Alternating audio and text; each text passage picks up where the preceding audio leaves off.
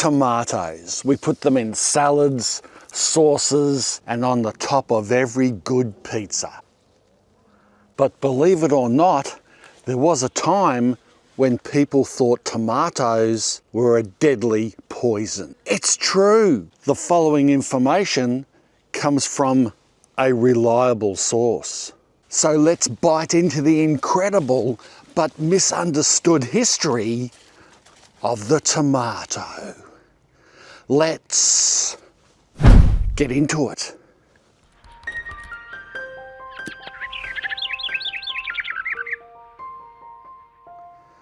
Tomatoes originally came from the western regions of South America, likely modern-day Peru, Ecuador, and northern Chile. Wild tomatoes were tiny, unlike these ones, more like berries, even smaller than the popular Everglades cherry tomato, and probably bitter. The indigenous people of the Andes began cultivating them thousands of years ago. But it was the Aztecs in Central America who domesticated the larger, juicier varieties we recognize today. They called them shitamato, meaning the plump thing with a navel.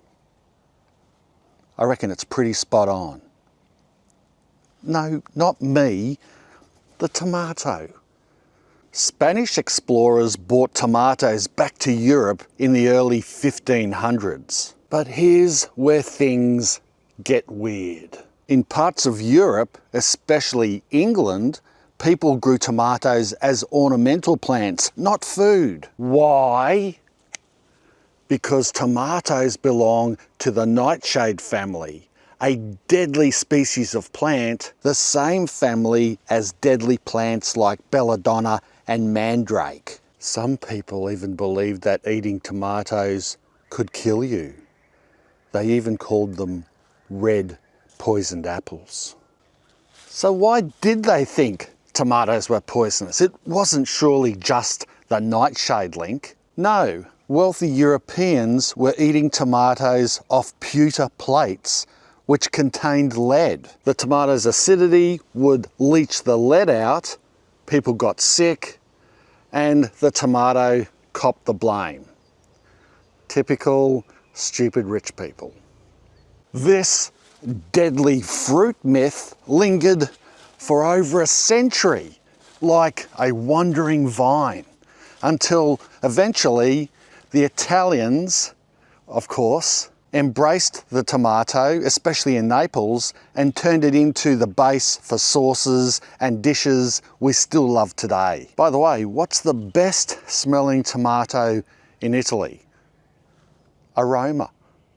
By the 1700s, tomatoes were becoming popular across Europe and the Americas. By the 1800s, they were grown in home gardens and farms around the world. Today, we've got thousands of varieties, from tiny currant tomatoes to giant beefsteaks in every colour under the sun. In fact, I grow so many every year that I could cover myself from my head to my toes. This variety is called Tigerella because of its stripes.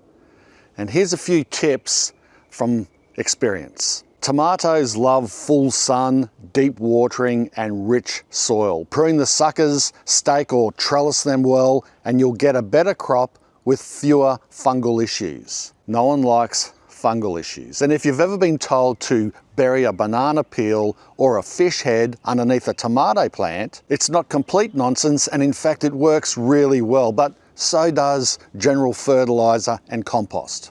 In my book, 100 Top Crops You Can Grow, tomatoes are number 1 in my top 20 fruit and fruitables section. You can order the book below. So from feared poison, oh, I just lost a green one. You can eat them too. To pantry essential, the tomato's journey has been as colourful as the fruit itself.